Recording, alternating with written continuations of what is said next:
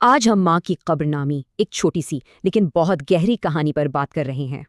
कहानी एक लड़के से शुरू होती है जो बहुत भारी दिल के साथ चल रहा है।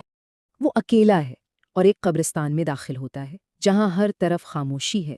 इसका स्कूल बैग पुराने पत्थरों और खामोश दरख्तों के दरमियान एक अजीब सी तस्वीर पेश करता है।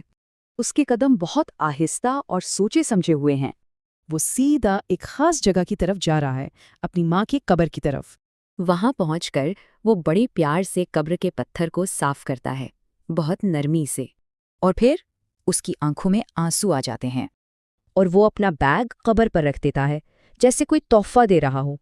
फिर वो सरगोशी में कहता है, अम्मी, आज मेरा रिजल्ट आया है, मैं पास हो गया हूँ। अपनी बात कहकर वो हल्के हल्के सिसकियां लेने लगता है। तो इस गम और खुशी के मिले जुले लम्हे में उसे क्या याद आता है?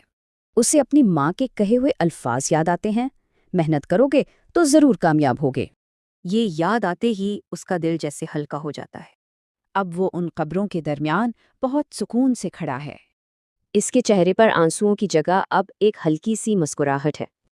ऐसा लगता है जैसे सूरज की रोशनी भी इसके सुकून में शरीक हो।